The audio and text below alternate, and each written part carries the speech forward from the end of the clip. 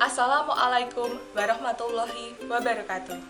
Perkenalkan, saya Meli Niyamaya Majesta dari KKN TPM UGM Subunit Silir Agumbil. Bila Bapak Ibu akan membangun industri rumah tangga maupun yang sudah memiliki industri rumah tangga, tentunya sangat penting untuk memiliki izin edar PIRT. Izin ini sangat berguna untuk menjamin keamanan produk yang dijual. Pada kesempatan ini, saya akan menjelaskan bagaimana cara memperoleh izin edar tersebut, lalu apa saja persyaratan yang dibutuhkan dan dokumen apa saja yang harus disiapkan. Selamat menyaksikan video ini, semoga bermanfaat. Terlebih dahulu, saya akan menjelaskan mengenai pengertian dan pentingnya SPP IRT. Apa itu SPP IRT? SPP IRT atau Sertifikat Produksi Pangan Industri Rumah Tangga merupakan jaminan tertulis yang dikeluarkan oleh Bupati atau Wali Kota terhadap pangan produksi IRTP di wilayah kerjanya yang telah memenuhi persyaratan. Lalu, apa saja manfaat yang diperoleh dengan memiliki SPP IRT ini? Ya, jadi dengan adanya izin edar ini sebagai jaminan atau bukti usaha makanan minuman rumahan yang dijual ini telah memenuhi standar produk pangan yang berlaku.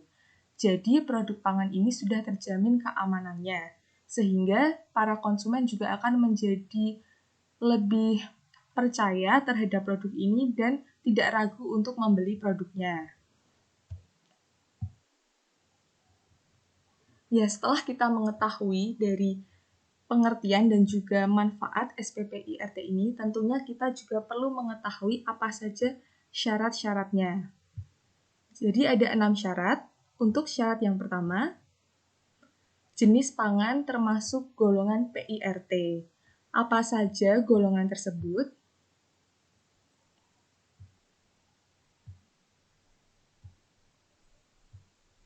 Iya, jadi jenis pangan yang tidak termasuk untuk izin ini adalah pangan yang diproses dengan sterilisasi komersial. Selanjutnya, diproses dengan pembekuan atau frozen food. Ketiga, pangan olahan asal hewan yang disimpan secara dingin ataupun beku. Dan yang terakhir, pangan diet khusus dan pangan keperluan medis khusus seperti MPASI ataupun formula bayi. Yang kedua, jenis pangan merupakan hasil proses produksi IRTP di wilayah Indonesia dan bukan pangan impor. Yang ketiga, jenis pangan yang mengalami pengemasan kembali terhadap produk pangan yang telah memiliki SPP IRT dalam ukuran besar. Ya, lalu ini adalah contoh golongan jenis pangan yang diizinkan. Ada hasil olahan daging kering, hasil olahan ikan kering, unggas kering, hasil olahan sayur, hasil olahan kelapa, tepung, minyak dan lemak, selai, jeli, dan sejenisnya, lalu ada gula dan madu, kopi dan teh kering, bumbu, rempah-rempah, minuman serbuk, hasil olahan buah, dan hasil olahan biji-bijian. Untuk syarat yang kedua, tempat produksi ini harus masih menempati rumah tinggal. Syarat yang ketiga, peralatan yang digunakan untuk produksi masih sederhana, baik manual maupun semi-otomatis. Untuk manual sendiri, ini masih diperlukan tenaga manusia. Dan untuk semi-otomatis, sudah menggunakan alat tapi tidak sepenuhnya otomatis. Jadi masih menggunakan tenaga manusia seperti contohnya mengoperasikan blender seperti itu. Nah, dan yang keempat, pemilik atau penanggung jawab produksi telah lulus bimbingan teknis keamanan pangan dari dinas. Untuk bimbingan teknis ini sendiri, pendaftarannya harus mengisi formulir terlebih dahulu, dan untuk dokumen yang diperlukan seperti pas foto, fotokopi KTP, dan juga data produk makanan.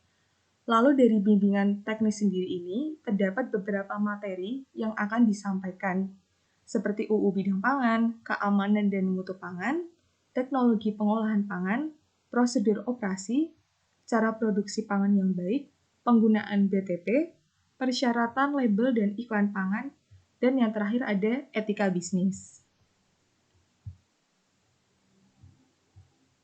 Selanjutnya, untuk syarat yang kelima, hasil pemeriksaan sarana-prasarana produksi tersebut telah memenuhi syarat. Dan yang terakhir, keenam, label kemasan telah memenuhi persyaratan. Jadi, label tersebut telah memenuhi UU tentang label dan iklan pangan, seperti itu. Ya, jadi setelah kita mengetahui dari persyaratan-persyaratan tersebut, kita akan mempelajari mengenai tata cara pengajuan SPP IRT ini. Yang pertama, melakukan pendaftaran.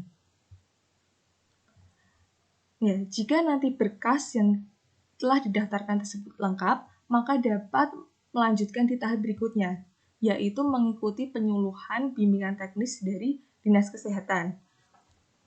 Tetapi, jika berkasnya tersebut belum lengkap, maka harus dilengkapi terlebih dahulu, baru bisa lanjut ke tahap berikutnya. Setelah mengikuti penyuluhan, nah nilai dari bimbingan teknis tersebut kan ada syaratnya. Nah, nilai tersebut harus memenuhi syarat minimal kelulusan terlebih dahulu. Jika tidak lulus, maka harus mengulangi penyuluhan lagi dan sampai mendapatkan nilai minimal yang disyaratkan. Setelah lulus penyuluhan, berikutnya dari Dinas Kesehatan akan mengadakan penilaian lapangan atau audit. Saat melakukan audit tersebut, harus telah memenuhi persyaratan. Dan jika nantinya sudah memenuhi semua syarat, maka akan diterbitkan sertifikat maksimal 7 hari kerja. Tetapi, jika setelah dilakukan audit masih belum memenuhi syarat, maka harus dilakukan perbaikan terlebih dahulu maksimal 3 bulan. Seperti itu.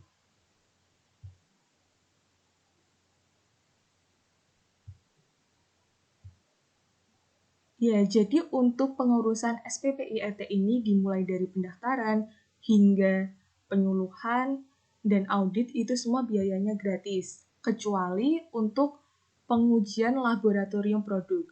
Jadi sebelum didaftarkan, produk itu kan harus dilakukan uji lab terlebih dahulu. Nah, untuk uji lab inilah yang harus membayar, tetapi untuk yang lainnya itu semua gratis. Sertifikat SPP IRT ini berlaku paling lama 5 tahun. Dan selanjutnya jika akan diperpanjang harus melakukan permohonan kembali. Ya, cukup sekian penjelasan dari saya mengenai cara memperoleh SPP IRT. Terima kasih telah menyaksikan video ini, semoga bermanfaat.